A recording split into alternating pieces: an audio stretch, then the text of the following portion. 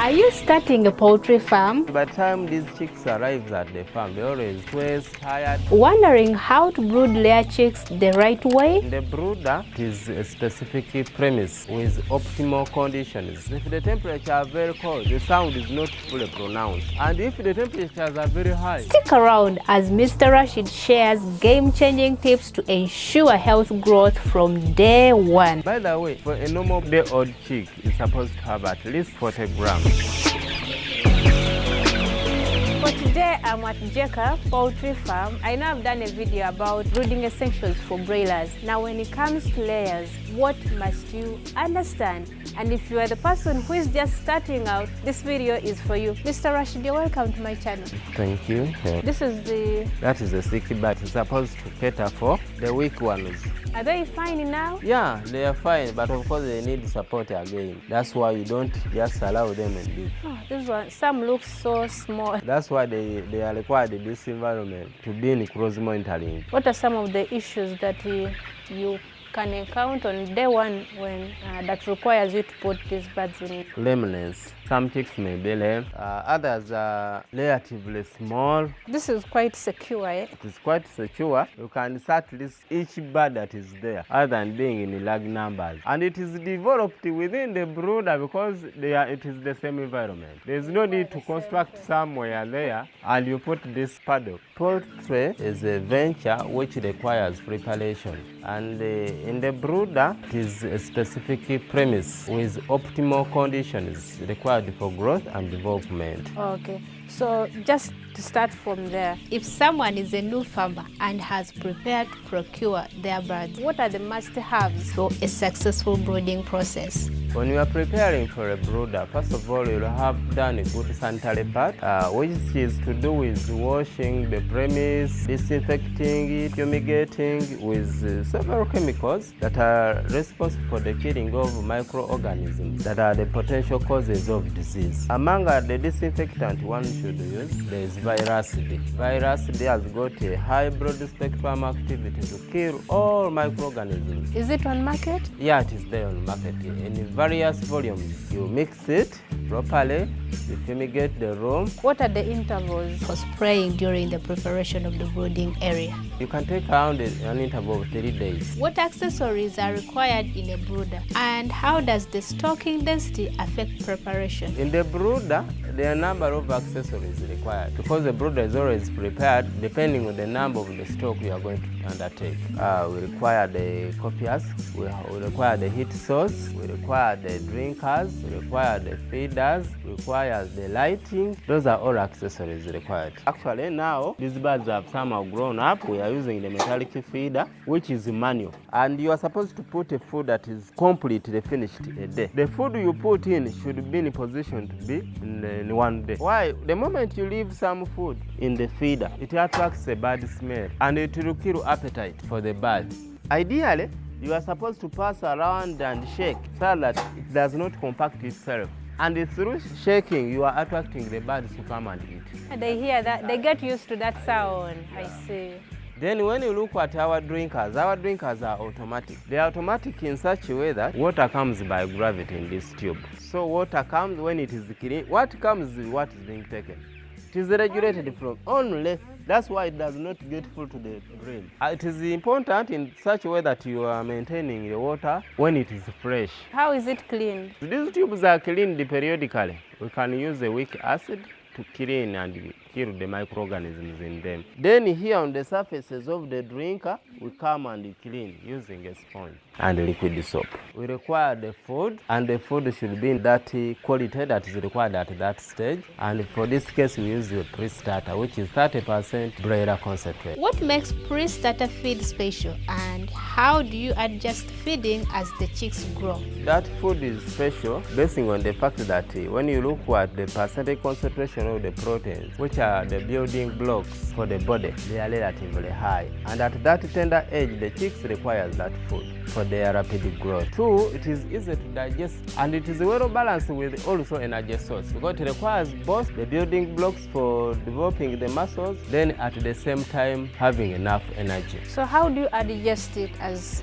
they grow? Now, the mere fact that we give it from day 1 up to 14 days. After 14 days, we introduce gradually the mixed food, which is complementing to that age. What do you mean gradually? More especially if we are to introduce the growers feed, we present it in percentages. We can give the growers feed 50% and the pre-starter 50%, so that the digestive system does not develop an influx. It's not shocked, in other words. Okay. Yeah. So what's so special about your brooder that you're proud of? Actually, our innovations of the stock. These are innovations that at least save the farmer. You know, when you're a farmer, you should learn all the technologies that can save you for a particular cost. Yes. For example, you look at this number of birds. They are right many. If I'm to buy the brooder pots, I wonder the number of pots I should have. Have you thought of using infrared bulbs? Yeah, but they're also costly in the long run. The cost for the utility. Doesn't it, like the smoke that comes from here, doesn't it when you're lighting the stove? No. There's no smoke at all. The other condition, there should be enough ventilation. That smoke should be in position to escape in those ventilators up there. Should not provide dampness. You know, there should be oxygen, enough oxygen. But the birds requires oxygen. Sometimes you may have problems with cough, and cough may be due to poor air saturation. That's why ventilation is very important. That's amazing.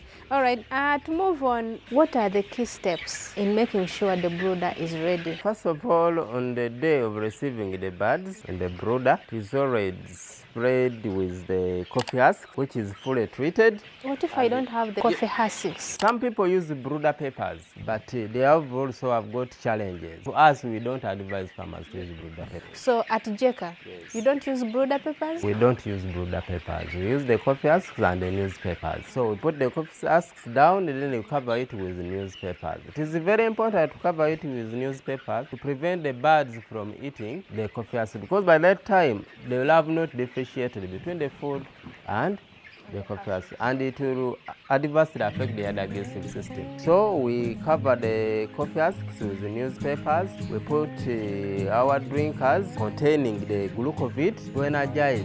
Yeah, it is very important, because by the time these chicks arrive at the farm, they're always stressed, tired. So there's a need to energize them, provide them with that glucovit for around 3 hours before giving them food. Yeah, after 3 hours, we give them the pre-starter. Remember, the encounter of glucovit taking and the feed intake will determine the growth rate, right from the first day up to its lifetime. Okay, so the other issue about newspapers, how often do you change those newspapers, or you just leave them there? We change them. Ideally, in the first 3 days, we change it every after day. But as they advance in growth, because we leave those newspapers for at least 3 weeks, but we go on changing on a daily basis. Let me take you back to the brooder paper. What did you say was wrong with it? Because it's on the market? For somebody whose labor is weak, because those brooder papers are supposed to be cleaned. Once they are sold and you are not in position to clean them in time, the chicks resort to eating the droppings, and they are potential sources of disease, more especially the Coccidia microorganisms that are responsible for the Coccidiosis. Have you changed the litter before? Or? Actually, we don't change the litter in the brooder. It is also something that one should note. You are supposed to maintain it dry, because there are so many challenges in changing the coffee husk, more especially when you look at the quality. You may not be having cough in the brooder, but just after changing, you introduce in cough because of the dust. So ideally, you are supposed to regulate it to a level that it does not confer dust, to a level that will not allow catching. What if it's unavoidable? It is well, you can scoop if it is kept, but you ensure that at least you do thorough treatment of that new litter you are putting in. Then, also, when this litter becomes somehow older, it tries to strengthen the bird. The bird gets adopted. It gets adopted in such a way that it is capable of developing its immunity. Otherwise, if you change frequently, the bird will not develop the immunity. So some things need to be, like you just develop a thick skin and you let it be. So, Mr. Rashid, you've mentioned making sure the beddings are right and then the other accessories, the glucose. So what's the next step? When you're doing all that, you should ensure that there is even distribution of heat. Heat is very important. When do I put this heat? Actually, you are supposed to put the heat source 6 hours before you introduce the chicks, so that the temperature in the room is uniform. And if the temperature is not uniform, actually you'll find that the birds will huddle together due to chilling, and at times it causes suffocation and mortalities. And at least it should be ranging from 34 degrees Celsius to 36 degrees Celsius. Actually, it is reduced to 1 degree Celsius every after 3 days, so that by the time they take 14 days, it is almost tending to 25 degrees Celsius. So I know you're going to tell me that you use a thermometer to measure this temperature. If you don't have a thermometer, you use the behavioral change of the bird. There's how these birds behave during coldness and the high temperatures. Of course, during coldness, they tend to chill, they huddle together, and even they congest themselves in corners, seeking for heat. But when the temperatures are okay, they are just optimal, they will be evenly distributed, each bird will be eating, and they're not making a lot of noise. Yes. So sound is a key, signal. It's a key. If the temperatures are very cold, the sound is not fully pronounced. And if the temperatures are very high, they tend to make a lot of noise accompanied with gasping, opening up the mouth. They will be losing a lot of it. And also it will affect the feed conversion because it will be losing a lot of water. I'm fascinated by the way you constructed your heat source. The heat source. Can you tell us more about it? Why the bricks and what's inside there? Here, as you see this stove, down there, there's these bricks that are laid down. These bricks are organized the way you can see. Actually, we don't put the sand in it. We just lay this brick up to the height of around 1 feet. Then we cover it with this iron sheet. Down there, we put the chuck and we light it. After lighting it, it is capable of dissipating enough heat. Actually, this heat provides sufficient heat intensity to the room other than using the pot. And it is adjustable. If I don't want it, I can remove it.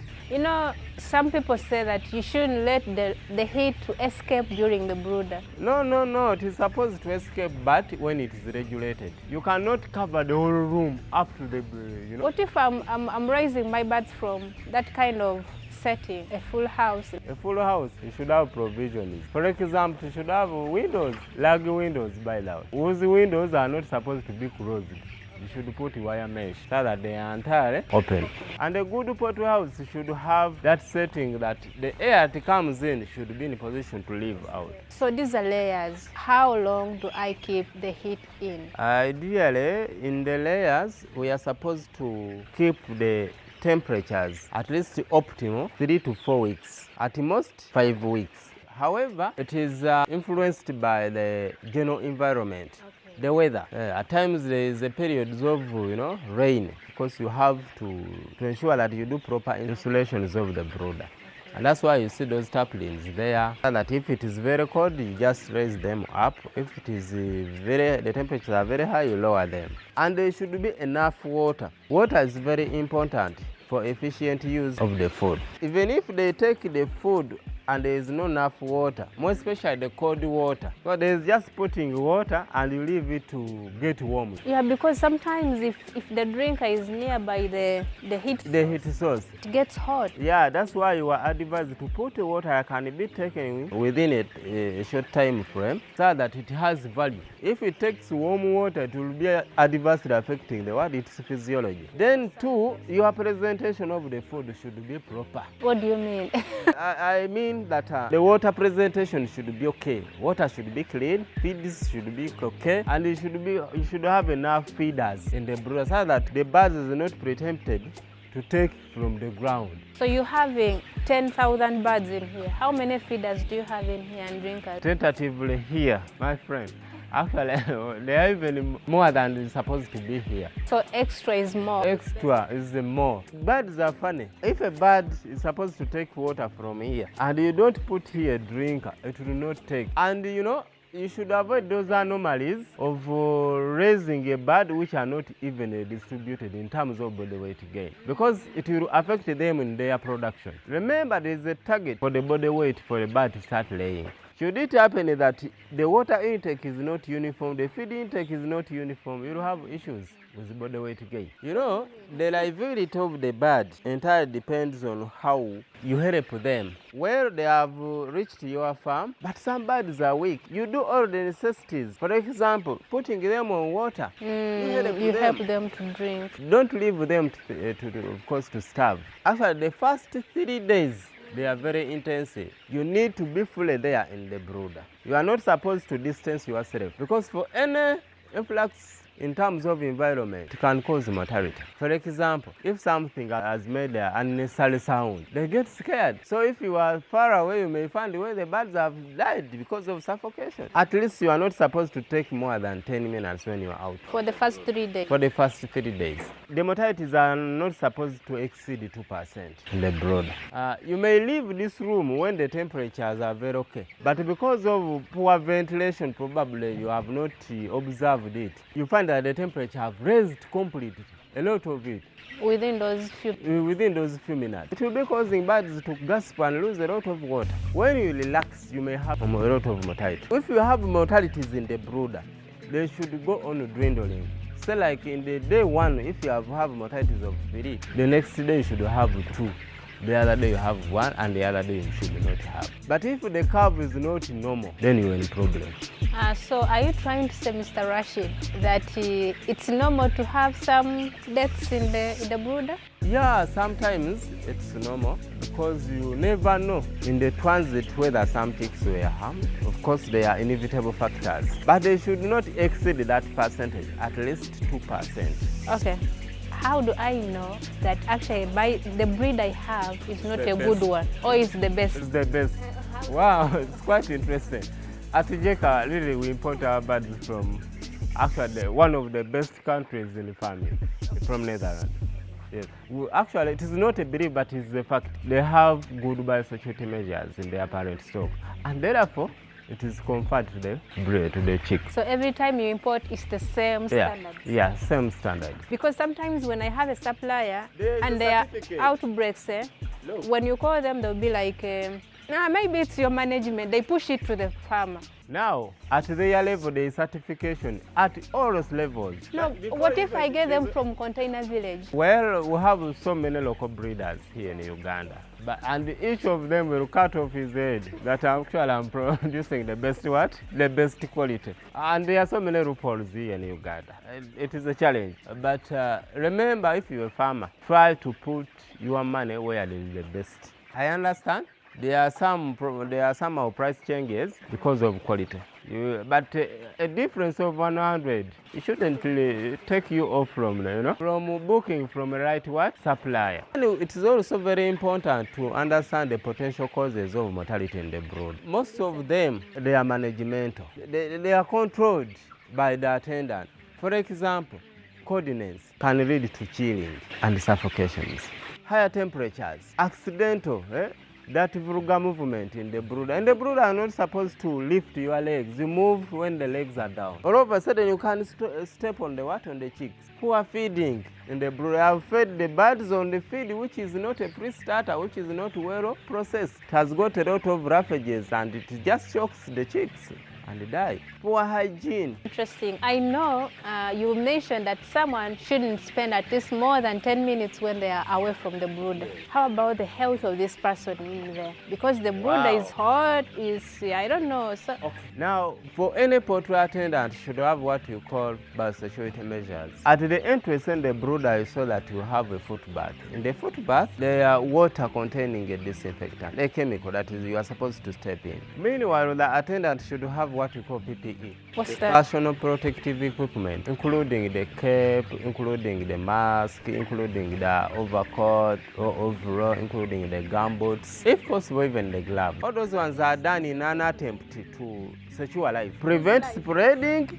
the disease to the chicks, meanwhile also preventing contracting disease from the chicks. So the PPE are very important. What diseases can a human contract from these birds during the brooder process? Including flu cough is very common. Meanwhile, you can also spread it to them. For the younger chicks, it may not be so easy, but when they have advanced in growth, you can easily contract miliary TB. from them? From the chicks. So what are some of the challenges that you face with such a big number of birds? And this big number of chicks, they are always, cannibalism. Actually, it is a habit. They tend to eat themselves. They peck themselves, the vent, even the feather. And normally it is influenced by light adjustment. For example, the brooder are not supposed to leave a lot of light in test. What do you mean? They are standard laxes. In light intest, we talk of laxes. They are standard laxes you are supposed to leave in the brooder. Excessive light can cause cannibalism. Even the stocking nest, you should ensure that at least the number of chicks in the brooder, they are proportional to the space provided. So Mr. Rashid is going to give us the final tips to successful brooding in summary. You do thorough preparations. The constructions of the room should be proper, complementing to the standard of the brooder. You provide optimal conditions, and those optimal conditions include warmth, that's enough temperature, ventilation, light intest, proper hygiene, good feeding. You feed them on pre-starter with right percentages of proteins and watering. Then ensure good stocking nest. Most important. Ensure a good supplier too. That's a wrap on our tour of the Jeka brooding section, and I must say, I hope you have learned something about brooding and its essentials, especially when it comes to layers. Thank you so much for sticking with us. It was Mr. Rashid, the senior vet at Jeka Poultry Farm. Having a vet on your farm is very, very crucial, especially if you can afford. For small farmers, you can just be friends with vets, but they are quite expensive to have a vet on your farm if you're not fully established like Jeka. All right, until next time, like this video and subscribe to the channel. Bye.